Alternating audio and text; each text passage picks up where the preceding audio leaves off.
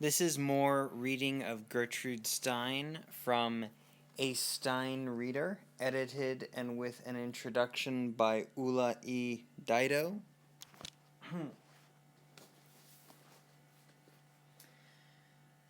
Photograph, a play in 5 acts. This is the commentary. After the long period of relief work, Stein was in Paris again by May 1919 and gradually returned to her life as a writer. American artists began to come to Europe. Possibilities of publication opened as editors of magazines like The Little Review came to Paris, and new journals like Broom began to appear in Europe. In 1920, Stein wrote her last war pieces and moved into new verbal inventions. The occasion for photograph appears to be a picture taken at a birthday party, perhaps for new twins. Whether the guests line up along a wall for a party picture or a photograph is to be hung on a wall. The wall becomes a set that makes her sigh for a play. From the start, the play fills with doubling. Photographs copy subjects. They can be enlarged and printed in many copies. People enlarge and reproduce themselves in babies or even as one-egg or two-egg twins, which lead to twin rooms, a twin's room, twin houses. The ladies at the party, most appear to be pregnant, are all the same, Americans born in America, but to say so merely uses tired language to repeat irrelevancies of birth and nationality, which we fall back on when we have nothing to say except the old story of reproduction and twinning, endlessly repeated. Doubling carries over to writing. Title leads to subtitle, original to translation, and doubled authorship. Linguistic twinning of a different sort makes rhymes, puns, refrains, and other repeated lines. In the second line appears stargazing, perhaps astrological predictions for the twins. The French word for twin in its masculine form is jumeau. The French word for the zodiac sign for the twins, Gemini, is Gémeaux. Surely the two French words doubled in Stein's ear as she played with them. She may have composed the play under the sign of Gemini between the 21st of May and the 21st of June 1920. She comments, "One comes in more frequently than another, and yet they always come together. This is not exactly so. They do come together, but some come more frequently than others, and we like to see them all." Who are they? Stein does not tell, and we do not pin them down, but they start as people, including babies, perhaps tourists and relatives visiting, then perhaps become characters in plays, words that double and reproduce faster than you can keep up with. From reality to copy, theater to life. In short, language may be free as Marinetti's Parole in Liberté claims, but Stein shows it to be tired and endlessly reduplicative. Twinning in this play is both visual and auditory. We hear and see, look and listen to a play whose verbal twinnings change quickly from the seen to the heard to the thought. It sings and jokes with duplicates and copies, crying twins, cooing mothers, and hymn-singing guests smiling. And now the text. For a photograph, we need a wall. Stargazing. Photographs are small. They reproduce well. I enlarge better. Don't say that practically. And so we resist. We miss stones. Now we sing. Sing cloud and you. Sing cloud and loud. I sing, you sing, birthday songs, tulip belongs to red cream and green and crimson so that the house chosen has a soft wall. Oh, come and believe me, oh, come and believe me today, oh, come and believe me, oh, come just for 1 minute. Age makes no difference, neither does the Vieux Colombier. Why do you think of that at all? I describe a different house. So does Gabriella. Twins. There is a prejudice about twins. Twins are one. Does this mean as they are separate or together? Let me hear the story of the twin. So we begin. Photograph. The subtitle, twin. To a twin. Step in. Margot, not a twin. Lilacs, for a twin. Forget-me-nots, by a twin. Twin houses. We are considering twin houses, I say. Have I read all about twins? And now to walk as twins walk. Two twins have two doors. One twin is a bore. I exercise more. I walk before the twin's door.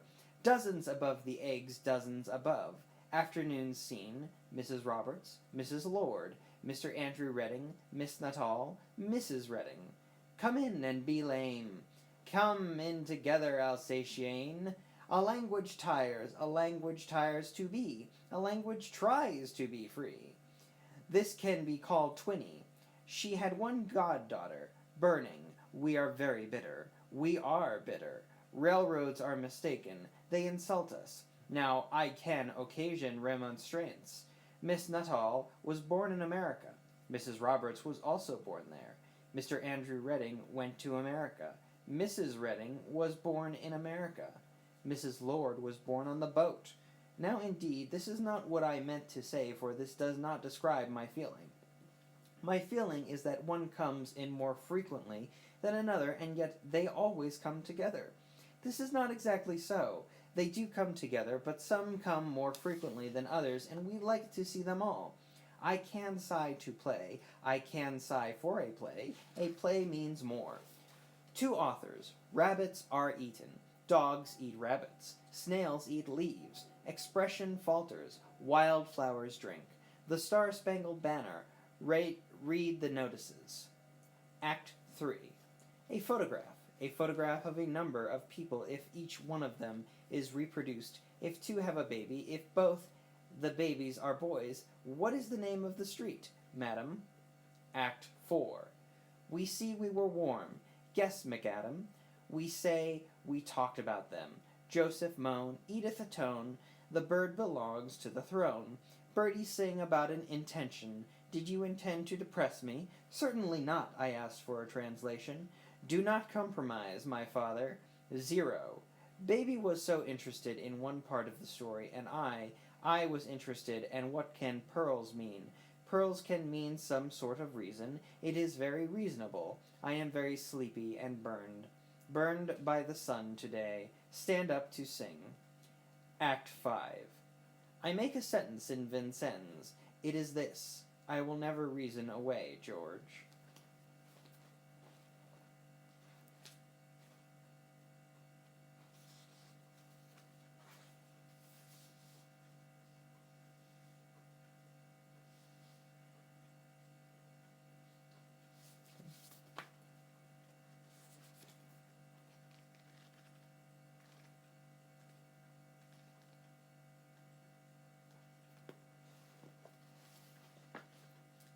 Cézanne. The commentary.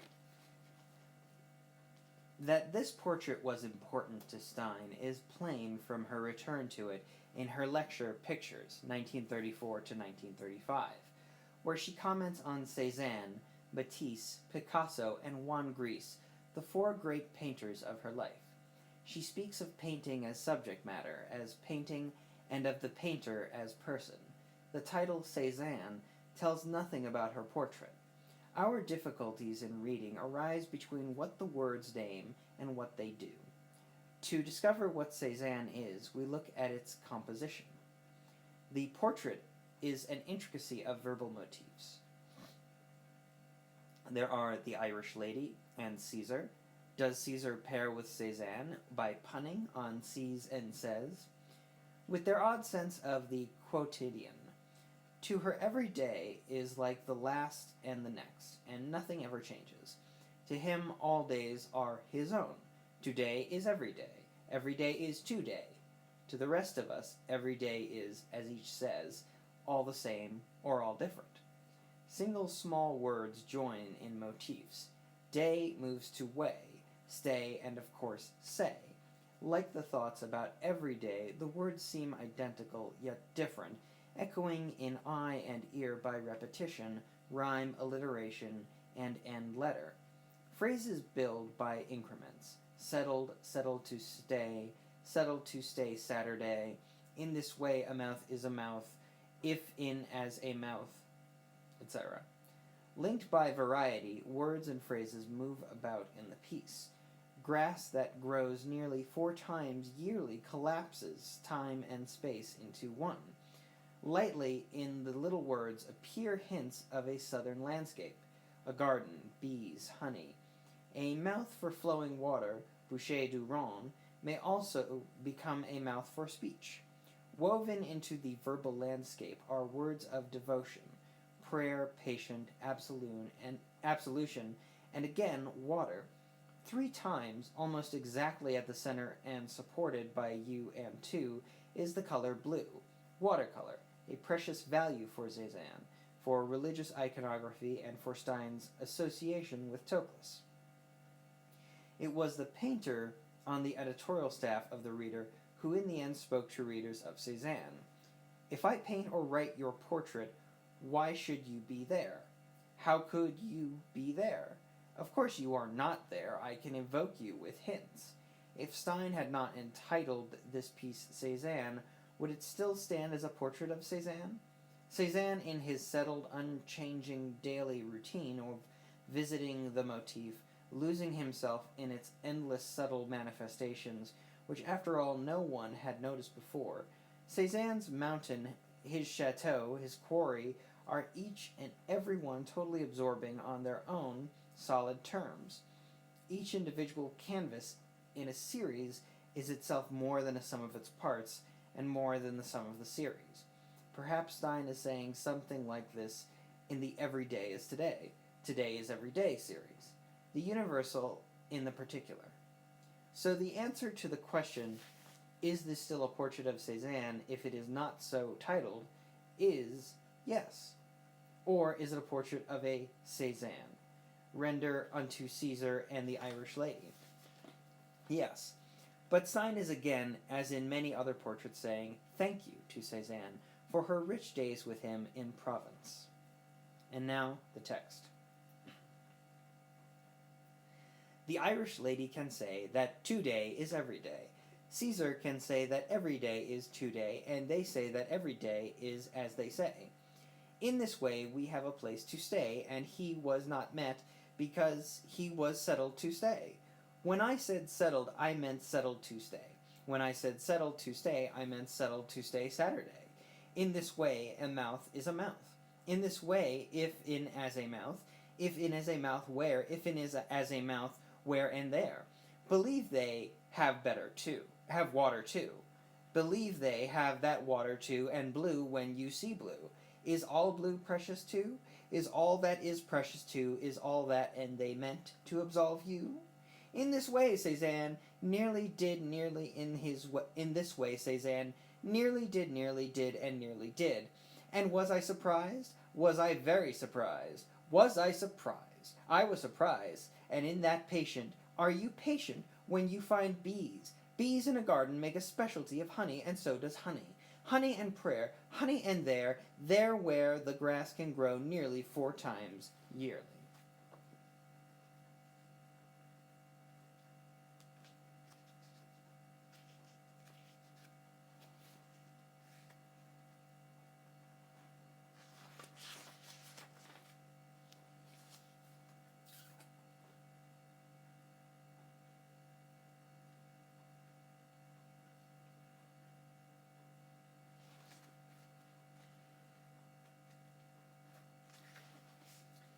He and they, Hemingway. And now the commentary. This portrait of Hemingway was written in Paris, sometime before the departure of Ernest and Hadley Hemingway for Canada on the 16th of August 1923. Stein later described it to Sherwood Anderson as a little skit I presented to him on going away.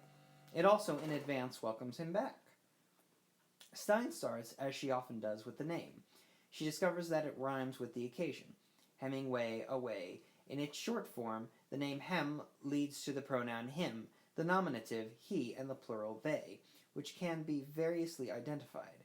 Head away is transformed into the characterization ahead anyway, and in turn leads to headhunters, savages, and primitive rituals. Play on time also implies in our time. The portrait requires slow, careful reading, but its elements, while easily overlooked, are methodically assembled and gradually unfold. The verbal transformations may look mechanical, but they unmistakably characterize the subject. Sometimes echoes carry from one piece to another. An elucidation, written not long before this portrait, includes the heading Madrigal and Mardi Gras, followed by They remind me of M. Stein says M is Emma, but it has other echoes, perhaps even hem, especially in a passage that ends with a sentence that may fit Hemingway. He was as if he were going to pass an examination. There is no way to prove that such details are echoes, but work with sound and rhythm, as in musical composition, is not confined by the boundaries of single pieces.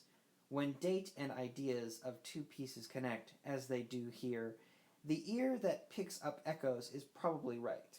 It is known that Stein absorbed into this piece, as she did into many others, verbal detail from the illustrations or texts of the French student notebook in which she was writing.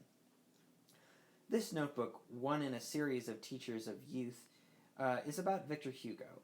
The picture shows 4 of his works: Quatre Vingt-Treize, Les Chantements, Lucretia Borgia, and Notre Dame de Paris. The four appear in the second to fifth line of the portrait, with negatives as not, connecting with the young Hemingway, who lives in our time and his own way. The reader must determine how fully such sources are absorbed into the portrait. Can we read the lines as Stein surely intended, without knowing their source in the notebook?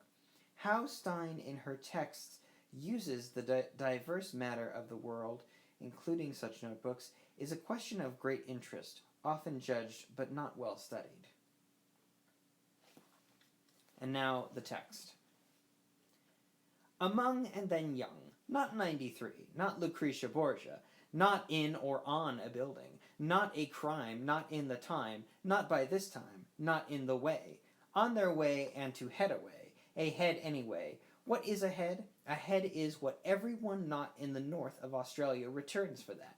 In English, we know, and is to their credit that they have nearly finished and claimed. Is there any memorial of the failure of civilization to cope with extreme and extremely well begun, to cope with extreme savagedom? There, and we know. Hemingway. How do you do, and goodbye. Goodbye, and how do you do? Well, and how do you do?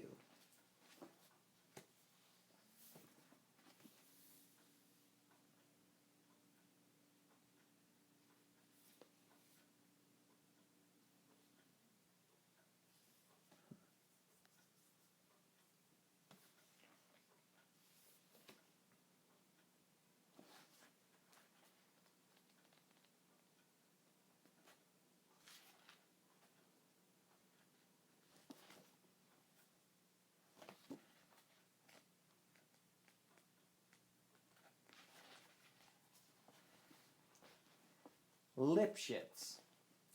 And now the commentary. When Stein wrote this portrait in late 1925, Lipschitz had already done a bust of her in 1920. Mutual portraiture becomes the thematic and verbal center of her piece. Doing a likeness, making a portrait look or sound like the subject, also involves liking the subject and requires looking with receptiveness and tenderness. The portrait ends with a symmetrical sentence that composes each looking at the other and for the other in mutual regard. When I know him, I look at him for him, and I look at him for him, and I look at him for him when I know him. The portrait shows Stein using elements of daily life.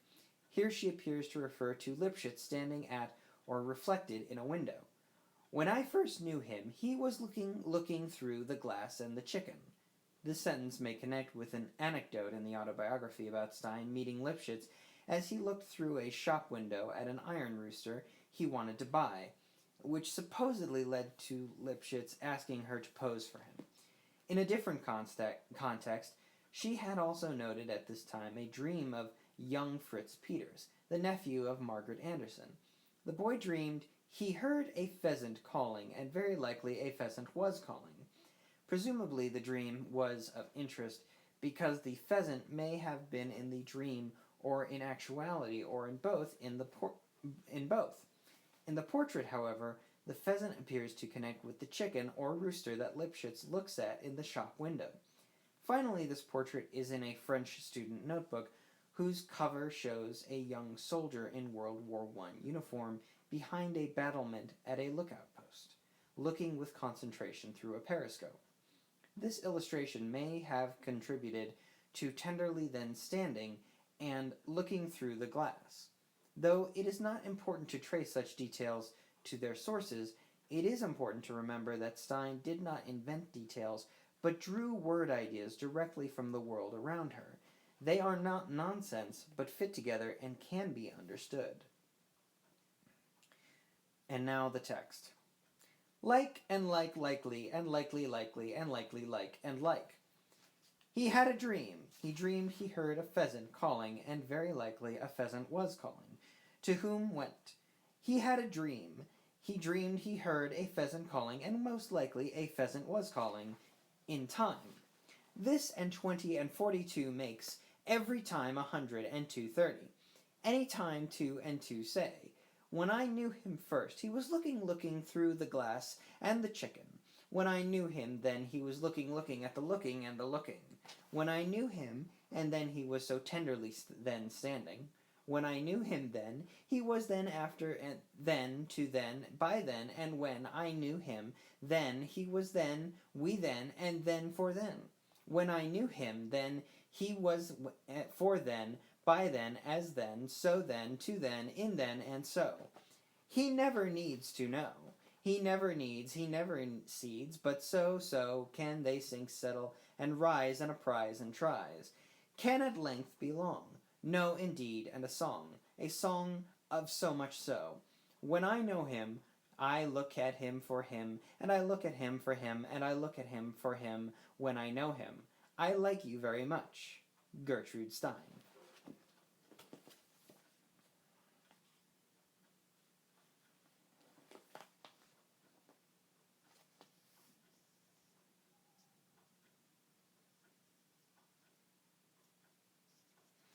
And the last one I'm going to read.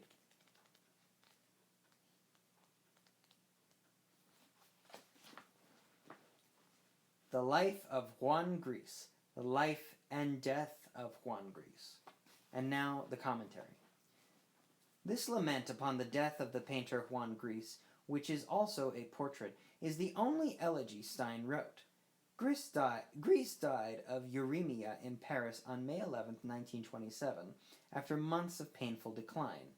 The tone and style make audible how difficult it was for Stein to write about him. The elegy begins and ends as a traditional narrative, a story, a life from Juan Gris. Was one of the younger children of a well-to-do merchant of Madrid. To the history of Juan Gris.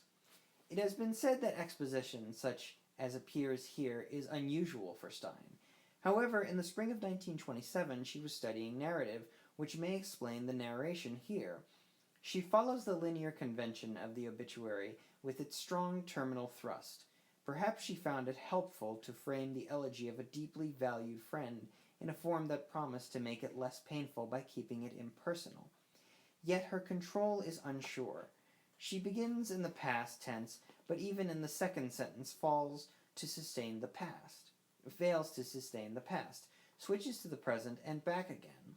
She also works with jumpy, illogical sentences, such as, in the beginning he did all sorts of things. He used to draw for humorous illustrated papers. He had a boy named George. He lived about. He was not young and enthusiastic. Chronological narration of events tells about his early life in Spain.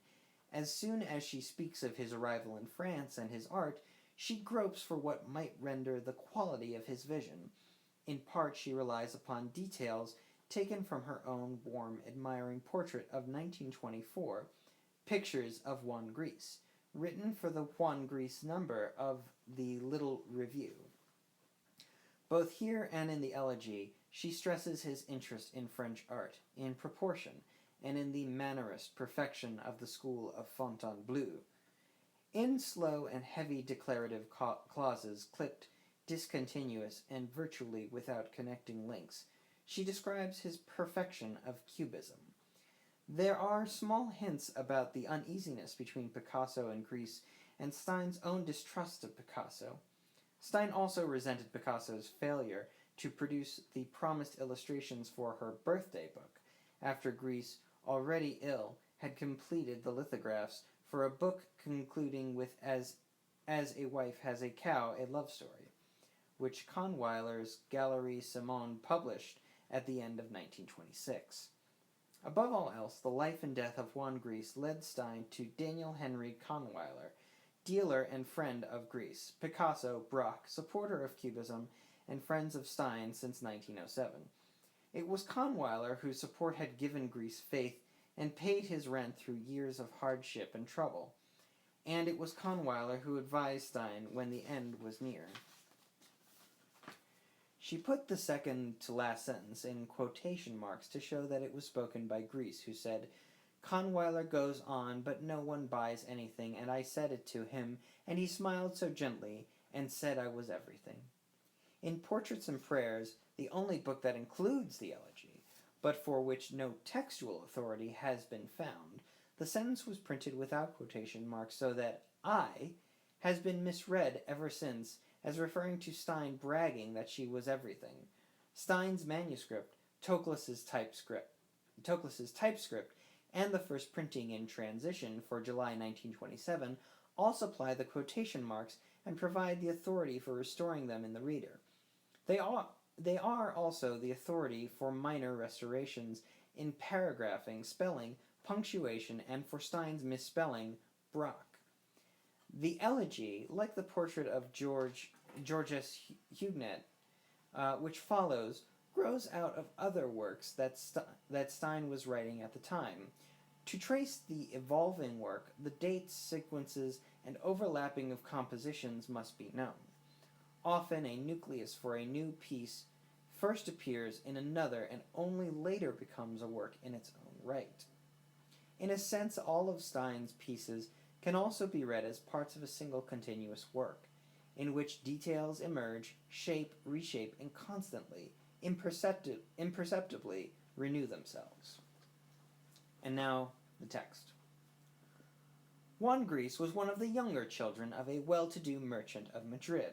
The earliest picture he has of himself is at about 5 years of age, dressed in a little lace dress, standing beside his mother, who was very sweet and pleasantly maternal-looking. When he was about 7 years old, his father failed in business honorably, and the family fell upon very hard times, but in one way and another 2 sons and a daughter lived to grow up well-educated and on the whole prosperous. Juan went to the School of Engineering at Madrid, and when about 17 came to Paris to study. He tells delightful stories of his father and Spanish ways, which, strangely enough, he never liked. He had very early a very great attraction and love for French culture. "French culture has always seduced me," he was fond of saying. "It seduces me, and then I am seduced over again." He used to tell how Spaniards love not to resist temptation. In order to please them, the better class merchants, such as his father, would always have to leave many little things about everything else being packages carefully tied up and in the back on shelves. He used to dwell upon the lack of trust and comradeship in Spanish life. Each one is a general or does not fight, and if he does not fight, each one is a general. No one that is no Spaniard can help anyone, because no one no Spaniard can help anyone. And this being so, and it is so, Juan Gris was a brother and comrade to everyone, being one as no one ever had been one. This is the proportion, 1 to any one number of millions. That is any proportion. Juan Gris was that one. French culture was always a seduction. Braque, who was such a one, was always a seduction, seducing French culture, seducing again and again. Josette, equable, intelligent, faithful, spontaneous, delicate, courageous, delightful, forethoughtful, the school of Fontainebleau, delicate, deliberate, measured, and free, all these things seduced. "I am seduced, and then I am seduced over again," he was fond of saying. He had his own Spanish gift of intimacy. We were intimate. Juan knew what he did. In the beginnings, he did all sorts of things. He used to draw for humorous illustrated papers. He had a child boy named George. He was not young and enthusiastic.